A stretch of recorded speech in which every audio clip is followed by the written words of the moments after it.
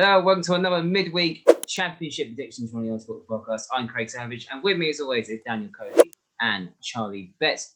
Let's have a quick recap of the weekend's action, where it was another very good predictions week for Charlie Betts. He picks up the overall scores. He gets a perfect score for 0-0 again for Coventry versus Watford.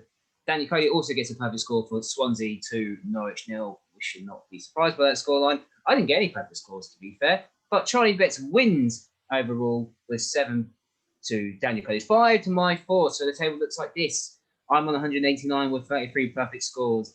Daniel Cody moves up to 180 with 28 perfect scores. And Charlie Betts is climbing up again. He's on 165 with 24 perfect scores. So there are 3 fixtures this midweek. And we're starting off with Tuesday night. It is Rotherham United versus Cardiff.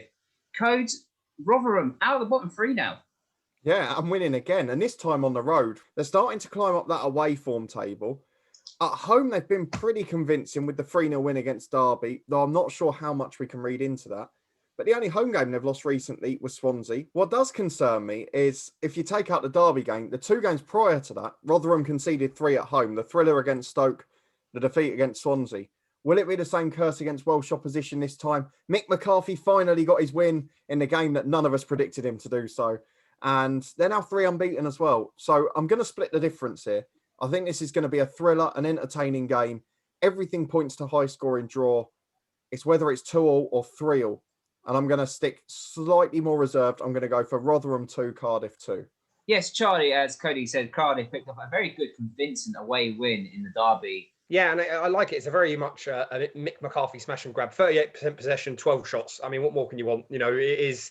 But genuinely, we spoke about this. If you're down the end of the table, you know, you have to play a certain way, an effective way. And I think Mick McCarthy's the man to maybe do that, to get them out of that situation. And I'm not saying that being direct is what he's doing, but I'm just saying he's being effective, you know, playing the percentages. So you can't knock that. I mean, apart from possession, all the other stats are in Cardiff's favour. So as an away performance, you can't ask for you can't ask for much more than that, can you? So going into this, though, I don't know if they wanted their next game to be Rotherham, who have just turned that corner. But I think I might have to back Mick McCarthy on this. I can see where Dan's coming from. I think there'll be goals. I think both teams are probably not the strongest at the back. So I'm going to add one more to Dan's score. 3-2 Cardiff City. It's going to be a barnstormer. I think this could be a very, very tight game, to be honest. Both teams obviously buoyant over their victories over the weekend. And obviously Rotherham are on a good run now. So it's really pleasing to see.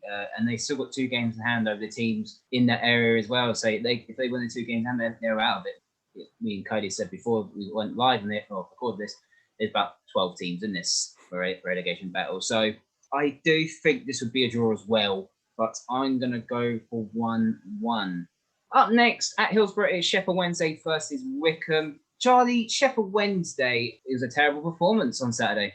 It was. I mean, they were in a good run up to that point. I think 4 straight home wins before that, and then obviously go away to Millwall. I mean, just got outclassed, really. Millwall battered them in every single stat that you look at. I mean, by the way, I don't know if you saw the name of the fella, forgive me, but scored possibly one of the best goals you can see that weekend. He's knocked it over the top of the defender. Scott Malone, thank you very much. Paul Gascoigne-esque. But yeah, no, incredible finish. But on the flip side of that, prior to yesterday, I'd have gone Sheffield Wednesday fairly convincing. But it just makes you wonder sometimes that mentality, that crumbling a little bit.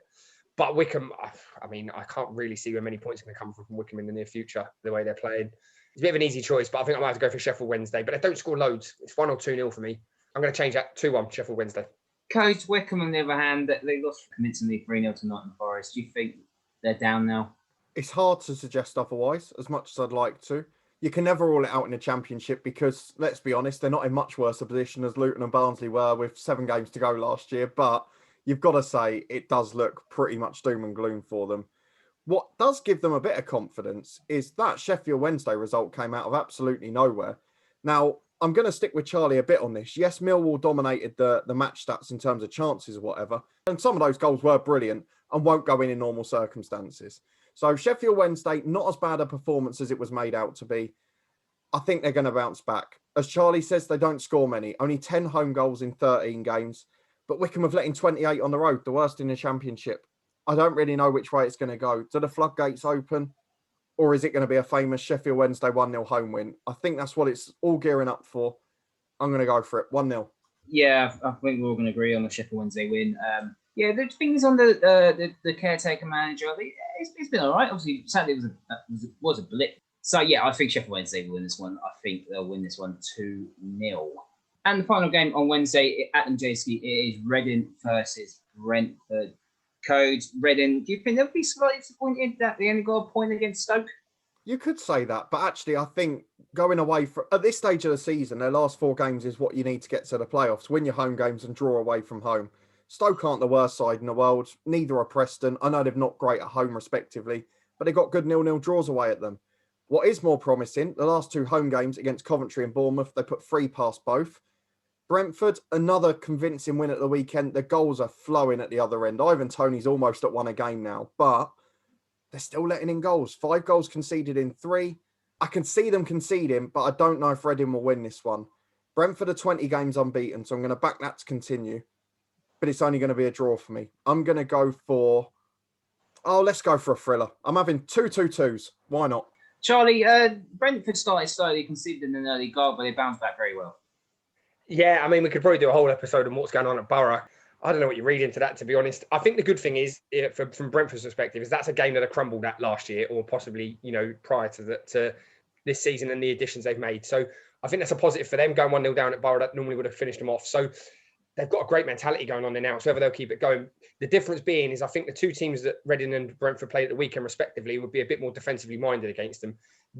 Both teams are going to attack, is whether it ends up being cancelling each other out and ends up a sneaked 1 goal either way, or we get an absolute thriller because both teams are just so intent on going forward and abandoned at the back. So for the sake of the championship, for the sake of entertainment, I'm going to go for the latter. I'm going to go for a thriller. I just can't see Brentford getting beat between now and the end of the season. They keep flying goals left, right and centre. As I said, they made some good additions. They brought in Winston Reid for 10 minutes to go, shored it up when they were 4-1 up. I mean, what more can you ask for? So on that basis, no, I'm joking. It's short of a 4-1. No, all joking aside, I might regret this. 4-2 Brentford. 4-2 Brentford? 4-2 Brentford. That's ballsy. Oh, wow. But to be fair, I've just noticed Reading haven't drawn a home game all season, and I went for a draw. So, we'll make mistakes. This would be a good game, I think. 2 teams that do want to attack. 2 teams that do concede the odd goal here and there. Obviously, Brentford's last clean sheet, I think it was against Luton, to be honest. So I think Brentford will nick this one, to be honest. I don't think it'd be as goal-scoring what you guys have gone for, but I think this 2-1 win for Brentford. And let's have a quick recap of what we just predicted. Cody's gone for 2-2-2 draws.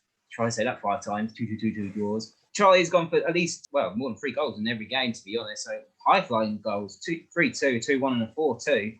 I've gone simple midweek tight action, 1-1, 2-0 and a 2-1.